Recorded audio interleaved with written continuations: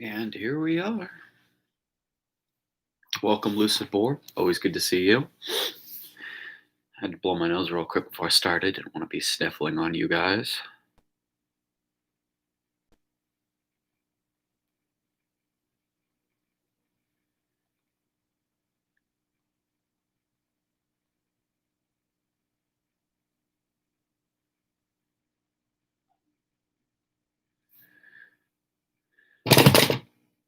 Hello, Puck. Yeah, my picture frame fell over again.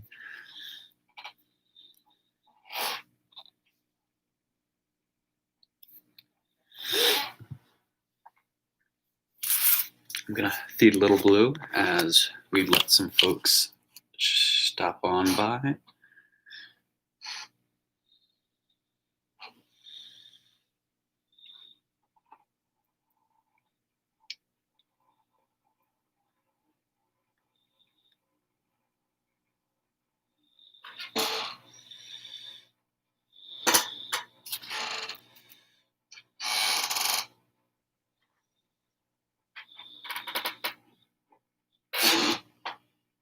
And there we go. I'm very well, thank you, Puck. How are you?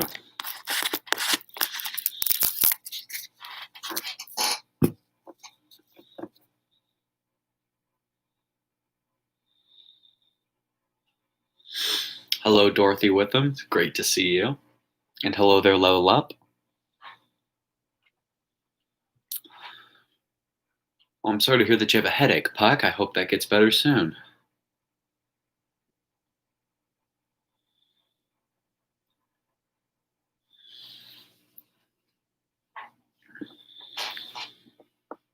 Well, thanks for stopping by, Jemmy. It's always good to see you. So, what would you guys like first? Would you like to do the box, or would you like to do the 11th and 12th verses at once? Let's kind of do the whole thing, you know. Puck wants the verse. Well, verses. I guess is Lucid Boy is going to want the box. Yep, there we go. We have a tie. Anybody else want to throw in a vote before I either start with the advent calendar or the verse? If not, I'll just ask somebody to pick a number between 1 and 2.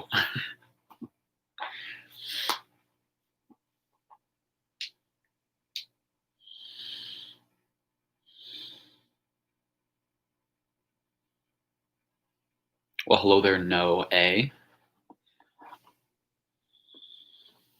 Welcome to the stream. My favorite number is probably actually 2. Yeah, it's always been my favorite number, and I'm not really sure why.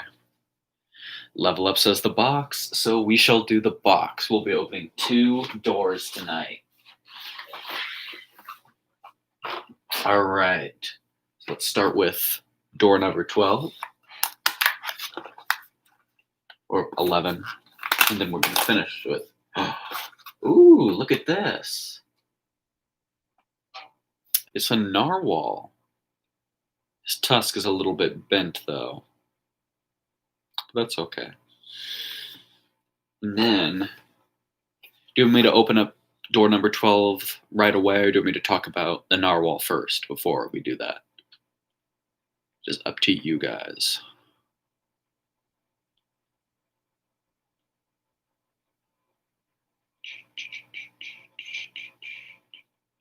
He is this little special lad.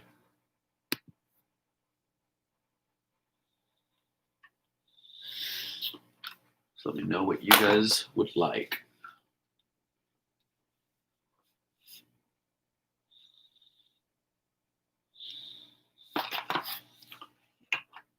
Yeah, it does make sense. All right, so I'll give you a few fun facts about the narwhals.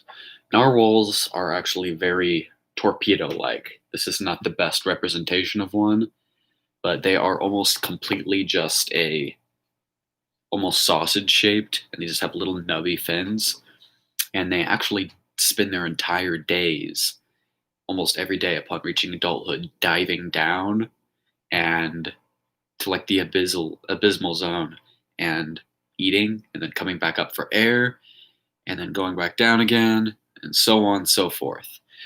And we're not entirely sure yet, but we think that these tusks are actually a sensory organ that they use to navigate the dark ocean floor because their tusks are not made out of keratin like rhino horns or other animals have their horns made of. Their organs are these um, tusks are actually thought to be an organ because the tusk is very fibrous and the inside is filled with a very thick fluid that is similar to what do you call it? The same liquid that is found in a whale's melon that whales use for echolocation. So people think that these, or scientists think that these tusks are actually used for navigation when they're getting into the darker parts of the ocean. So that's pretty cool. Well, they are an endangered species, plus they are, well, hard to find as they spend the majority of their time far below the surface. So finding a narwhal that is already passed away and not been fed on is very hard because they also live in a very cold and harsh environment. So it's hard to get up there and find stuff easy and find a narwhal. So let's open up door number 12. What is it, door number 12? Oh, look at that. We have a turtle. Look at that fun little fella. It's kind of hard to tell what type of turtle this is, but I guess we could just talk about sea turtles in general, since, this is just a silly little toy. Sea turtles are actually quite intelligent and very good at navigation. They swim for the majority of their lives. However, upon birth, they will swim to the ocean, and upon wanting to lay their own eggs, they will return back to the place of their birth to continue the cycle. Unfortunately, a lot of baby sea turtles will get picked up by predators before they can make it to the ocean. However, the lucky sea turtles that do are usually able to make their way in the world and start living their sea turtle lives. Sea turtles are pretty cool. I actually got to see a sea turtle nest in the wild when I was down in that Sanibel area. They have a lot of cool shells. And one year, we used to go down there almost every year. It was kind of a family tradition. And since it's it's not a good beach for just chilling because it's completely covered in like shell bits. So you have to wear sandals or something. You can't walk barefooted. So we went down there a lot because it's significantly cheaper. And one year when we went down, there was a little blockade around a certain area in the sand that people made, and I went over, and a sign said, "Sea turtle nest, do not disturb, stay back." So I got to see a sea turtle nest in the wild, which is pretty cool.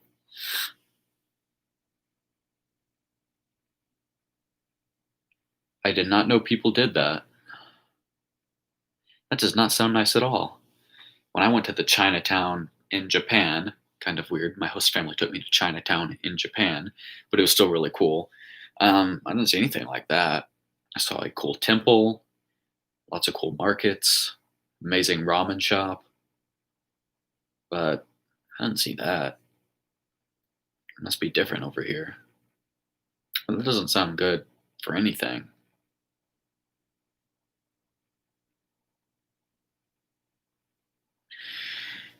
Enough of that sad talk. So there we have our facts about our ocean critters. LA Chinatown. I did go to Japan. It was one of my coolest experiences ever.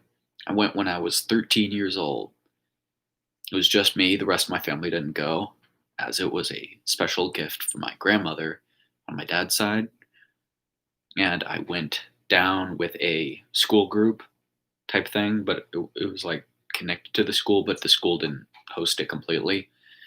And so I went. I got to stay with the host family. I got to explore with the group and see all sorts of amazing places. One of the funniest moments that I can think of is the monkey temple that was on top of a small mountain. We hiked up the mountain. It wasn't too bad. It was like a small mountain, but it was a lot of fun. After we got up to the top, there were all sorts of macaques, Japanese macaques, and they were really used to people. So you could buy special food and you could feed them, but like you wouldn't touch them or anything because, they're still wild animals. But the people who like worked up there and like made sure everything was okay were like known so well by the monkeys that like the monkeys would like try to like get on their nerves. And it was really funny because whenever there was this one dude who I watched a while because the monkeys would come up to him for food, but he would like point his finger at them all of a sudden, and the monkeys would like their jaws would drop, and they would like kind of like step forward, like, and then they would jump back, and then every time he would just point at them, they would jump back and they would go. It was the funniest thing. They do a little pog. I thought it was hilarious. This dude would just be eating an apple and just point at a monkey to jump back, and it would open his mouth, and it wouldn't make any noise. It would just jump back in surprise. But enough of that. Are you guys ready for the 11th and 12th verses of the 25 days of Christmas?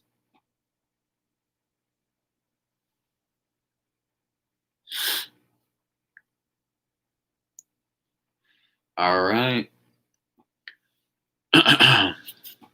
On the 12th day of Christmas, the ocean gave to me 12 scavenging hammerheads, 11 curious squids, 10 pointy swordfish, 9 stingrays swimming,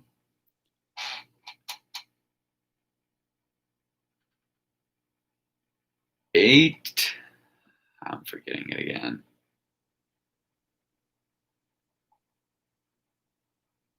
8 stinging jellies, the 7 seas,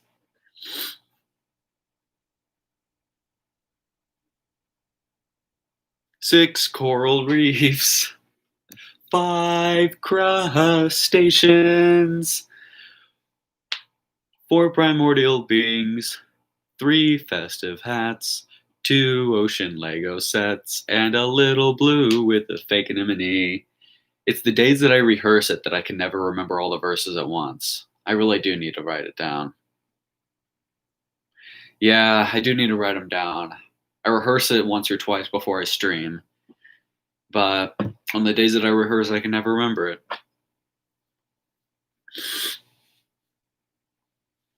I don't have the best memory, so I try to kind of use this as practice, but if I want to look professional about it, I probably should use this to write it down. All right, with all our activities concluded, we will wrap up tonight's stream. I hope you guys had a great night and are having a great, weekend so far. Like always, feel free to leave suggestions for future episodes and reach out and have a conversation or ask questions. I'm always happy to interact with you guys. I hope you guys are looking forward to tomorrow's episode. Hearts to you too, Chelsea, aka Spagine. You need to change your profile picture on YouTube too, my dude. So have a good rest of your night, guys, and see you guys tomorrow. Goodbye, fishy friends.